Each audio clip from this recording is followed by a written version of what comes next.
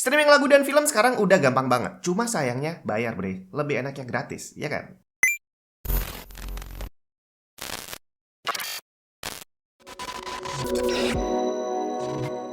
Halo semua, Jun di mana? Tenang aja, saya di sini nggak bakal ngajarin kamu bagaimana cara nge-bypass layanan streaming film atau lagu biar bisa gratisan.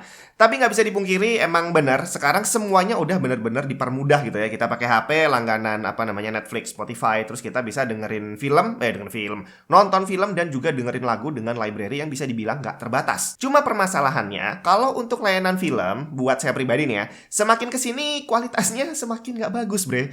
Jadi dari sekian banyak film yang ada, yang menurut saya bagus sekarang udah bisa dihitung dengan jari.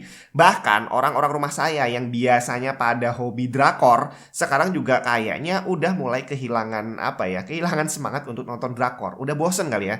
Dan akhirnya setelah sekian lama langganan, ujung-ujungnya udah jarang banget ditonton. Dan untuk lagu, ini lebih tricky lagi, karena lagu itu lebih personal. Jadi kalau kamu langganan Spotify, emang benar, kamu bisa dengerin lagu yang tidak terbatas jumlahnya. Library-nya benar-benar luas.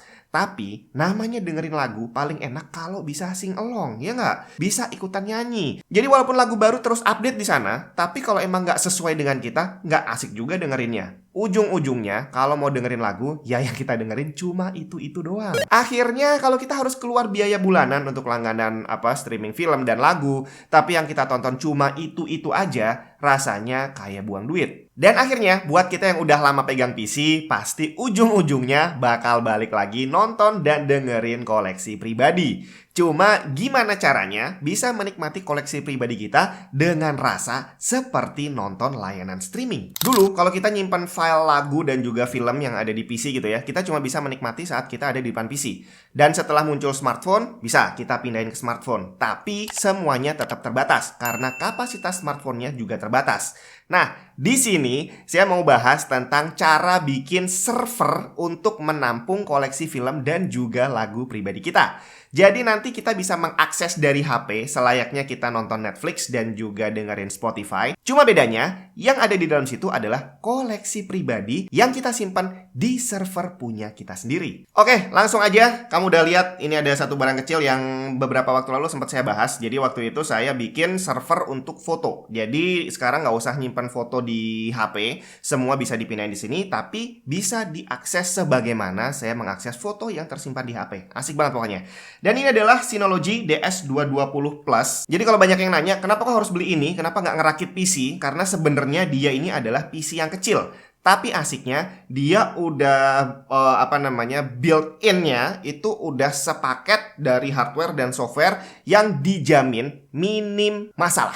Jadi kalau kamu pakai PC, dari proses ngerakitnya, terus habis itu install software, sampai nanti udah jalan troubleshoot-nya, itu bakal banyak banget masalah yang bakal kamu hadapi. Tapi dengan Synology ini, boleh dibilang hampir nggak pernah ada masalah setelah saya pakai beberapa tahun. Jadi semuanya tinggal nyalain dan udah langsung otomatis jalan. Dan asiknya, kalau zaman dulu kita nyimpen data di PC hanya bisa kita akses dari PC-nya doang. Dengan ini kamu bisa akses dari HP seperti tadi saya bilang, seperti di video lalu.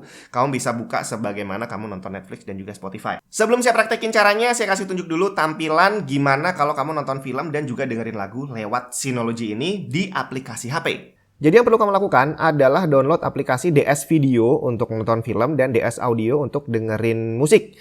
Dan nanti kalau kamu buka, pastinya kamu akan diminta untuk login dulu ya, sesuai dengan ID kamu di Synology.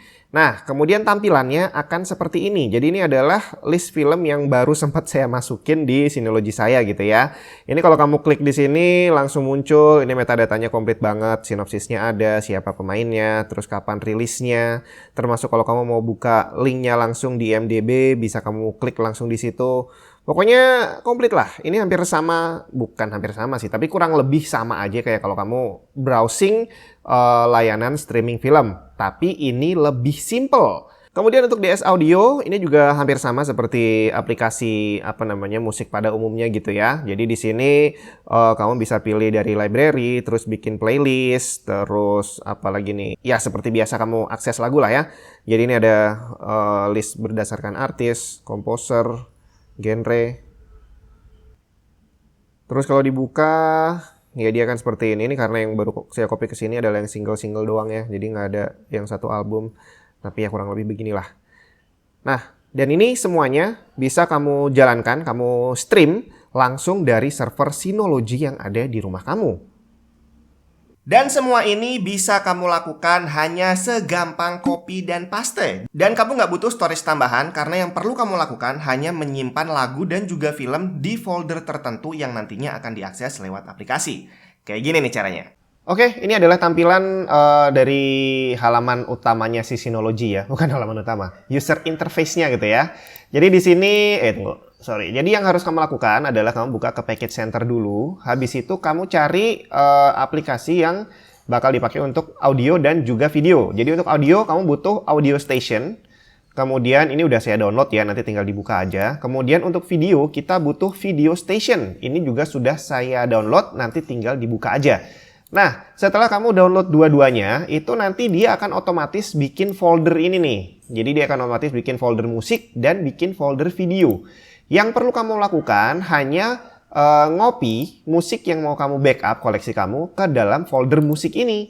Terus untuk video juga kamu tinggal copyin aja film-film yang kamu punya ke dalam folder ini. Dan udah otomatis akan yang masuk ke sini akan muncul di HP seperti yang barusan tadi kita lihat. Gampang banget kan? Jadi di sini yang perlu kamu lakukan ya cuma nyimpen data seperti biasa, cuma bedanya dari sini nanti dikonekin ke aplikasi dan bisa dibuka dari mana aja. Gampang banget kan caranya? Dan semua ini sama persis kayak kamu backup data sebelumnya. Bedanya sekarang hanya ditaruh di folder khusus yang nantinya bisa diakses lewat HP. Yang kamu perlukan cuma akses internet doang. Jadi di rumah kamu, di mana kamu naruh si Synology ini, kamu butuh koneksi internet yang bukan download speednya yang kencang, tapi upload speednya. Terutama buat kamu yang pengen nonton film, streaming langsung dari device ini. Karena untuk mengirimkan video itu butuh bandwidth yang lumayan gede. Kalau lagu sih kamu nggak perlu koneksi internet yang kencang-kencang, udah bisa. Tapi kalau film, ini tantangan tersendiri. Di sini saya nggak ngajarin kamu untuk membackup film bajakan, tapi film koleksi pribadi yang original pastinya. Dan semuanya bisa kamu dapat dari device yang sekecil ini. Lihat nih, dimensinya cuma sekecil ini. Dan ini adalah sebuah mini PC yang canggih banget. Dibandingin kamu harus rakit sendiri dan setup sendiri, biaya yang kamu keluarkan mungkin nggak akan selisih jauh. Tapi secara performance dan juga secara troubleshoot nantinya, bedanya bakal jauh banget. Dan sejauh ini setelah beberapa tahun pakai Synology, semakin hari saya semakin menemukan banyak fitur baru dari yang tadinya cuma sekedar nyimpen data kerjaan, akhirnya bisa dipakai untuk nyimpen foto, habis itu bisa buat bikin library lagu dan film. Saya nggak tahu apalagi yang bakal bisa saya lakukan dari device sekecil ini. Nanti kalau nemu yang baru, saya kasih tahu lagi.